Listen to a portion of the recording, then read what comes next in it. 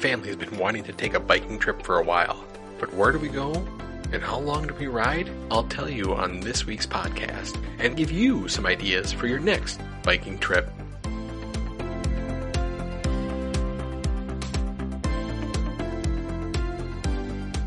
Hello again and welcome back to another episode of Wisconsin's Outdoor Explorer podcast. I am your host Jason, and before we get into this week's episode, I wanted to put out there that I have started a Wisconsin's Outdoor Explorer Facebook group page.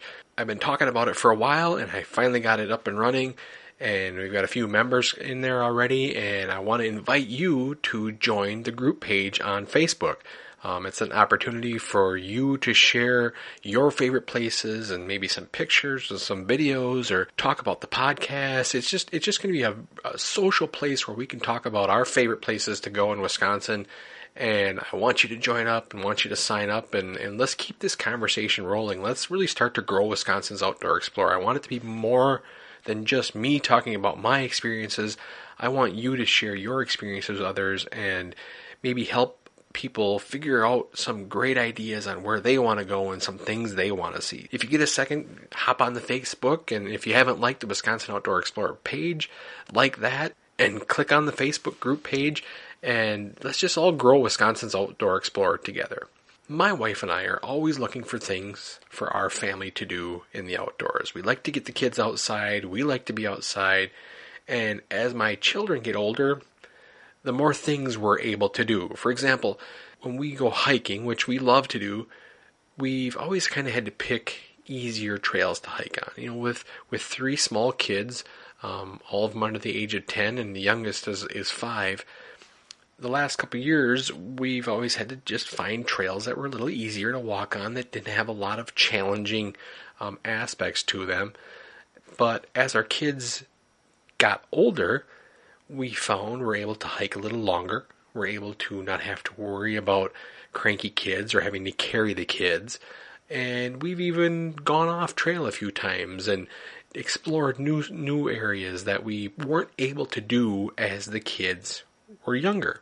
We've been able to push our kids, and we've learned our lesson a few times that when we push them too much, like when our snowshoeing adventure this last winter, where we kind of pushed the kids a little bit too far with our 6K snowshoeing trail. But we learned from that, and the kids learned from that, and we can see their progress when we do go out. As they get older, we're seeing more options for outdoor activities as a family, and we can take more challenging trails. And what I'm talking about there is, some trails have some really steep inclines and maybe some rock formations that you have to walk around where we just didn't feel comfortable with the kids taking them on that kind of stuff. So we're able to look at things like that now and go farther and go longer and not have to take so much stuff with us to cater to the kids.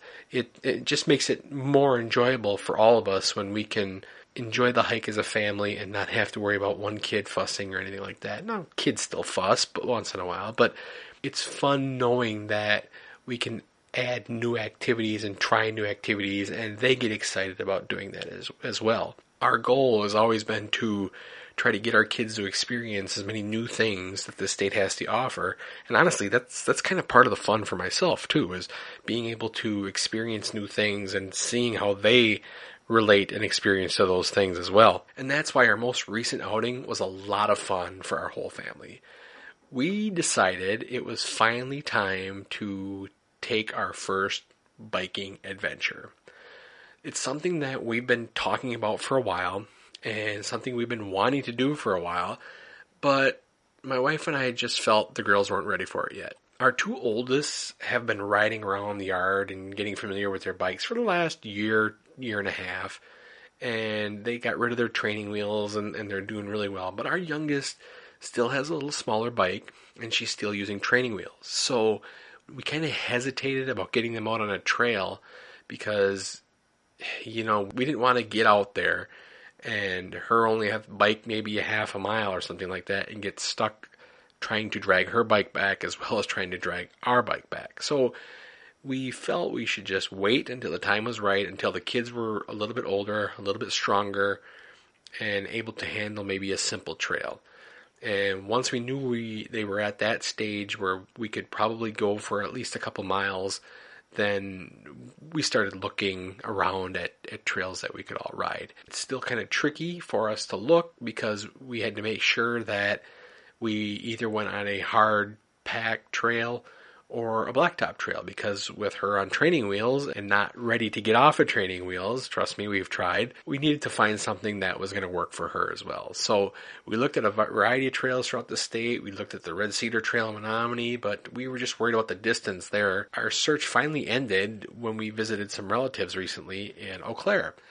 We knew we wanted to go bike riding, so we took our bikes with us over to go see them and just decided to figure it out once we got there. Well, while we were there, they told us about a bike trail that travels around Half Moon Lake, which is right kind of in the middle of Eau Claire. It offered a lot of paved areas, and the ones that weren't paved were pretty hard gravel, so it was really perfect for our youngest to be able to try biking for the first time. We were told that there were some challenging parts to it, but nothing that she wouldn't be able to handle. So we started the bike trip at Phoenix Park, which is located right in the center of the city, and it goes right along the banks of the Chippewa and Eau Claire rivers. And we got there, and we were really actually kind of surprised. First time I've been there, and it's a beautiful park. There's plenty of space for people to sprawl out and have a picnic, and there's just a lot of grassy areas where you can sit and some benches where you can kind of people watch. And on our visit, we decided to take a lunch, so we packed a picnic lunch and found a bench and we sat down. There weren't any picnic tables that we saw, so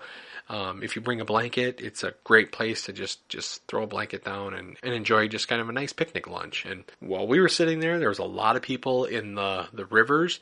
They were like floating on inner tubes and kayaking, and they were having a good time in the water. It was a little bit hot that day, so it was actually kind of a perfect day to do that. So after a little duck watching, we put away our cooler and got our bikes and hit the trail. Now, the one thing that disappointed me a little bit was the trail wasn't marked that well. Luckily, before we left my relative's house, we popped it up on his computer, and I took a picture of the map of the trail and had it on my phone. It's something I could have looked up on my phone, but being he had it up, I pulled it up so I could just call it up right away. But I was a little disappointed there weren't many noticeable bike trail signs, where I've been in some cities where there's, bike numbered trails all over the place. So that was a little bit disappointing, but it wasn't hard to figure it out because there were plenty of other bike riders that day, and you could just kind of see how the flow was and where they were going. With the map I had and kind of watching them, we knew where we were going. As you enter the trail, you're actually entering part of the Chippewa River State Trail. And part of it goes one way and part of it heads towards Half Moon Lake. And the trail actually goes by Half Moon Lake and continues. And the trail that we took eventually broke off the Chippewa River State Trail. But for the most part, this is part of the Chippewa River State Trail. So if you've been on that, you're probably familiar with this area. So you're heading towards Half Moon Lake, and the first thing you do is you cross the Chippewa River, and you cross it using what I'm guessing is an old railroad bridge, which to me was kind of neat. It was like, wow, this is a great way to start this. You're crossing the river. You can see both sides of the river. I mean, it was a sturdy bridge, but you were still crossing the boards on the bridge, the railroad ties from the bridge. And it was kind of really neat. Now, my kids were a little bit skeptical at first. They were like, okay, how does this work? We made it across, and it was a really cool way to start the biking trip. It was just neat to be able to look on both sides of the river and see people floating down and just enjoying the day. Everybody was just out enjoying the day. Now, the trail continues kind of through a small part of town before you get to Half Moon Lake. In this part of town, it was kind of a nice starter for us because there were a couple ups and downs, and you went through kind of a little tunnel that went underneath a road, but it was all paved. It was all very easy biking, and like I said, it was a really good way for our family to start, and especially with the younger one, it was pretty easy. There was one hill where she had to get off and help her bike up the hill, but for the most part, it was a nice trail. You knew you were in town, but yet there was a lot of trees and not a lot of traffic, so it really made it nice to get started. And you did go past some businesses, and I would imagine if you were taking this trail during the week, that these areas are probably a little bit busier than they were on the weekend that we went. So be aware, if you're on this trail during the week, it's probably going to be a little busier. You probably got to pay a little bit more attention to the traffic, but the day we went, there was little to no traffic, and it was actually kind of a nice ride for the kids for their first time. Now, as you reach Half Moon Lake, you come to a point where you could take the trail into Carson Park, or you can stay on the Chippewa River State Trail a little longer. Now, we decided to stay on the state trail and come back through the park. So it's just a big loop that comes around the park and hooks back to the trail. The Chippewa River Trail, it goes along Half Moon Lake. And again, this is kind of the same scenery that we were seeing before. It was a little bit more wooded. There were some apartments and some houses on one side, but they were tucked away, and you really still felt like you were not necessarily in town. And along Half Moon Lake, there were spots you could see the lake, but most of that was covered in tree line. There were a few outlets where you could pull off to the side and see the lake and stuff. And then the riding was very easy. It was nice, flat. It was paved. It was wide paved. So, if you met bikers, you had plenty of room to bike and just not get in anybody else's way.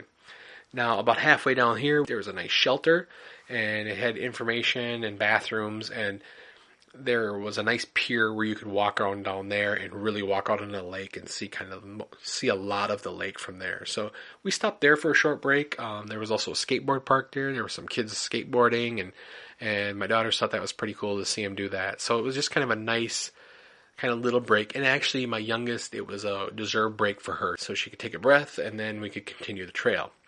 Now, as we continued around, you break off the Chippewa State Trail and you come around to one of the entrances of Carson Park. And this entrance here is kind of away from the lake a little bit, so it gives it more of a wooded, kind of a forest park feel. In this section, there was a little bit more incline and decline. There was some hills there that you had to bike up a little bit, and they challenged us, and it challenged the kids a little bit. But then there's also the other side of the hill going down, which they really enjoyed that part. It's not part of the Chippewa River Trail. It's a separate trail that goes through Carson Park, and it goes past the ball field if you're familiar with Carson Park. And luckily on our day, there was no game there, so that meant there was very little traffic in there as well. But it was really kind of a nice breakaway from the river part to give you, like I said, it gave you like you were more in a park or more in a woods. You weren't necessarily in a city. It's a very well done trail. It was a good beginner trail for us to ride on.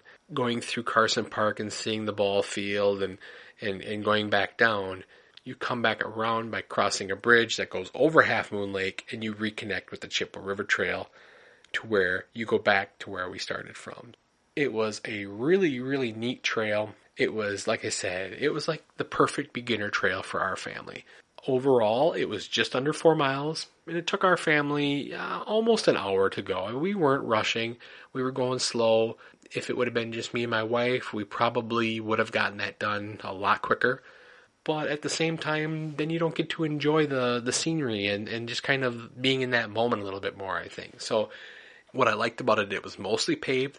There were a few areas where you had to cross the street. And again, because it was a Sunday, traffic was down.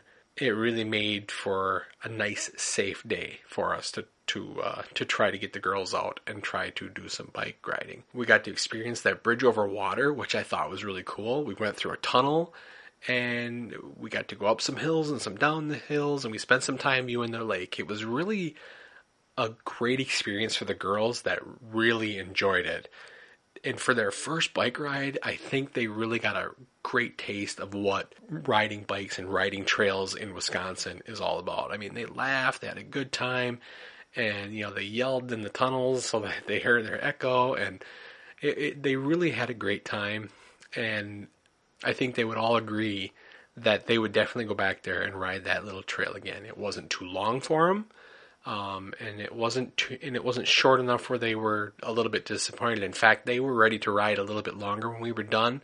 And we would have, I think, if the youngest one would have been able to keep up and wouldn't have been so tired. We ended with some ice cream at a local shop that was like really close to Phoenix Park. So we put the bikes away. We walked over there, had some ice cream, and I think all in all, they were hooked on biking, and they're already looking forward to our next ride, wherever we're going to take that. We're probably going to have to stick to more trails like this for a while, at least until my youngest daughter gets into a little bit bigger bike, can handle some of the up and down terrain a little bit better, and maybe handle some rougher terrain. I mean, the one thing about Wisconsin is it's such a great state for encouraging people to get out there, and it's such a great state at maintaining these bike trails and using old railroad trails to bike. They really do put a lot of thought into making these trails so that anybody and everybody can ride on them. And that's what I wanted you to take away from this episode. I'm not here to just recommend going on this trail or doing this trail. I want you to remember that there's a lot of opportunities for you to get your family or yourself outdoors. And it doesn't matter your skill level. We're not skilled bikers. It's been years since I've ridden on a trail like that. And you just need to know that there's something out there for everyone.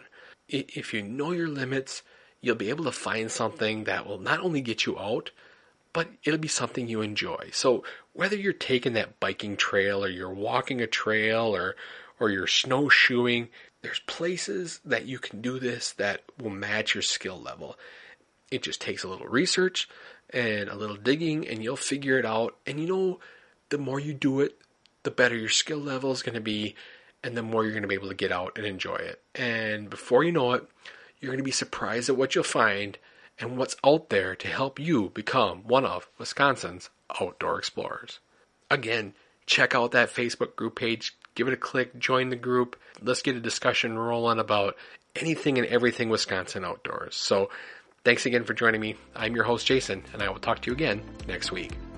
Thanks for listening to the Wisconsin's Outdoor Explorer podcast. For more great information about being an outdoor explorer, visit our website at wisconsinsoutdoorexplorer.com. Be sure to check out the blog page and follow us on social media. And don't forget to subscribe to this podcast wherever you listen to your favorite podcasts.